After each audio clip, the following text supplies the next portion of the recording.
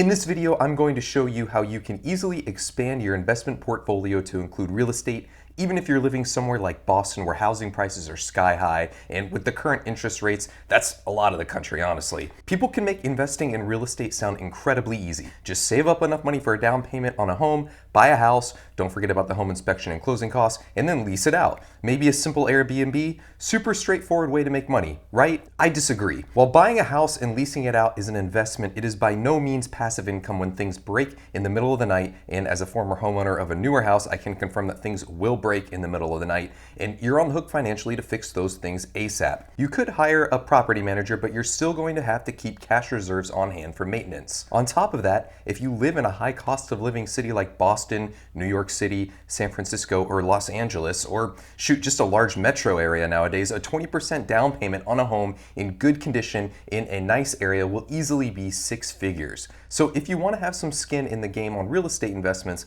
but don't have 6 figures on hand, or don't want to deal with the hassle of home ownership, there are still investment options for you to take advantage of. Disclaimer, I'm not a financial advisor. The following recommendations are simply based on my research and experience. Instead of putting all your cash in one property, you can gain exposure to real estate by investing in a real estate investment trust, also known as a REIT. A REIT is a specialized type of investment vehicle that primarily invests in income-producing real estate assets. REITs own, operate, or finance income-generating real estate properties, and these are not just limited to residential real estate. These properties can also include office buildings, shopping centers, hotels, warehouses, and more. REITs also often have diverse portfolios that span different property types and geographic regions. This diversification helps spread your risk. By investing in REITs, you avoid putting all of your eggs in one basket. If you are a traditional real estate investor and have all of your properties in one area, you have a higher risk of being affected by a single local economic downturn, natural disaster, etc.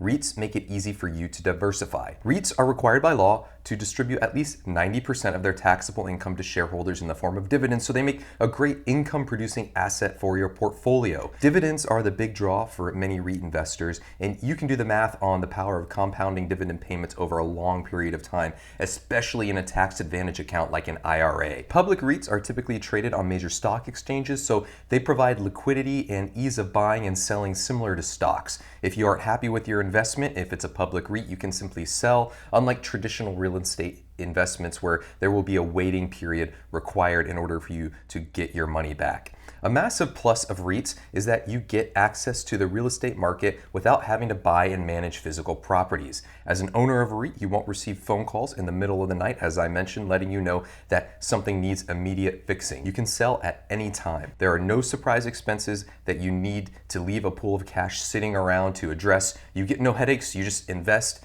kick back, and relax. There's a treasure trove of more information out there regarding the pros and cons of REITs. I invite you to do your own research and learn more about the details of this interesting asset. In summary, REITs offer investors the opportunity to invest in real estate assets while enjoying regular dividend income and the liquidity of publicly traded securities. They can be a valuable addition to a diversified investment portfolio, particularly for those seeking income and exposure to the real estate sector without the responsibilities of property ownership. As I mentioned, some REITs are publicly traded and other REITs are private. Many private REITs require that you provide a large sum of money to participate. We're talking like 6 figures, but there are certain crowd-funded real estate platforms that give you access to private REITs. One real estate crowdfunding platform that I've had a good experience with is Fundrise. Fundrise is an online real estate crowdfunding platform that allows individuals to invest in a diversified portfolio of real estate assets with lower minimum investments than traditional private investment of real estate. It offers regular income through dividends and potential capital gains, and it's a convenient way to access the real estate market with lower fees. When investing in Fundrise, you have the ability to manage your type of investment and risk profile. You can choose to target investments that are predicted to generate income via dividends, or choose to target investments that are speculated to appreciate in value. Like most REITs, Fundrise provides diversification across many real estate investments as opposed to pooling your money into one piece of real estate investment, which helps to minimize your overall risk. Because Fundrise is privately traded, it doesn't fluctuate as wildly as publicly traded REITs that may be influenced by things such as market headlines. While this is an advantage in terms of stability, it does make your investment more illiquid than public options. I suggest you think of any investment in Fundrise as a long-term investment where your money will will likely be tied up for a while. I found Fundrise to be very transparent. They provide regular updates and disclosures to investors about the performance of their investments and the properties in the portfolio. You can view these updates at any time in their app, which has an intuitive interface. They have not shied away from sharing their performance even when they've been outperformed by public REITs or the S&P 500. Their CEO also regularly provides perspective and rationale behind any major decisions via a podcast, so you can hear directly from him if you have any concerns. Before investing in Fundrise or any real estate crowdfunding platform, it's crucial to conduct due diligence, understand the specific terms and risks associated with each investment, and consider your overall investment strategy and goals. I am providing information on what is out there, and a financial advisor may be more helpful than me in making informed investment decisions. For example, Fundrise, why is it crowdfunded as opposed to going out and seeking private equity? Perhaps these are riskier investments. That's something a financial advisor could help you discern. If you're interested in getting started with Fundrise, I've left a link for a $50 voucher in the description. If you do sign up for Fundrise, you can redeem the voucher for $50 worth of shares. In the interest of being fully transparent, I do receive a $50 voucher as well if you sign up. Other crowdfunded real estate platforms do exist, but I have no experience using those platforms and don't feel comfortable recommending them. Many have a higher cost of entry than Fundrise. I encourage you, once again, do your own research, see what else is out there. If you had a good experience with any of these other platforms, please let me know. I'm interested in learning what else is out there and good. If you would rather invest in REITs that provide more liquidity than a private REIT like Fundrise, consider some publicly traded REITs. One asset that I've added to my portfolio is the Vanguard Real Estate Index Fund ETF, traded under the ticker symbol VNQ. An ETF, or exchange traded fund, is a type of investment fund that holds a diversified portfolio, in this case, a real estate investment trust,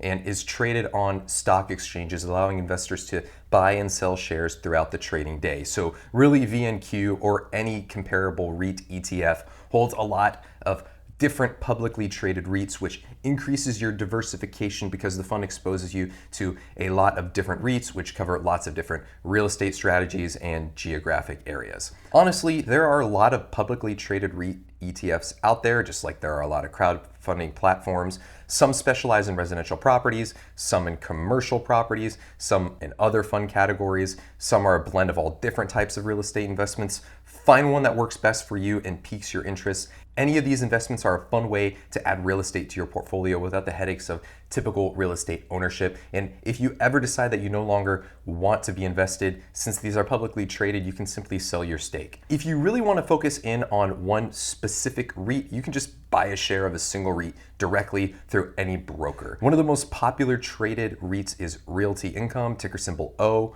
Realty Income pays monthly dividends. They actually own the trademark for the phrase the monthly dividend company, which makes it incredibly attractive to investors with strategies geared towards steady income. These dividends have a history of being reliable. Realty Income is one of 67 S&P 500 dividend aristocrats, which means that it's increased its dividends in each of the past 25 consecutive years. Investors trust that this trend will continue. Realty Income primarily invests in freestanding single-tenant commercial properties. You might have actually been in one of their stores, as their largest tenants include Walgreens, 7-Eleven, and Dollar General. If Realty Income doesn't interest you, maybe you want something more residential, see what else is out there. There's lots of other REITs on the market. Essex Property Trust, ticker symbol ESS, is another dividend aristocrat and primarily invests in apartments, mainly on the West Coast. I talked about random categories of REITs. One example is American Tower Corporation, ticker symbol AMT. This is a leading REIT in the telecommunications infrastructure sector. AMT owns and operates a vast portfolio of cell towers and other communication sites globally. Another specialized REIT is Welltower Inc., ticker symbol WELL. WELL specializes in healthcare real estate, primarily senior housing and healthcare facilities. And these are just a couple of examples of specialized REITs that exist. It's actually kind of fun to see how you can go about specializing in terms of real estate, especially if you have a strategy or think you know the real estate market fairly well. There are a lot of options out there for you. So while insane housing prices in the very high cost of living areas may make you feel as though you cannot invest in real estate, the truth is that you can absolutely increase your exposure to real estate through real estate investment trust.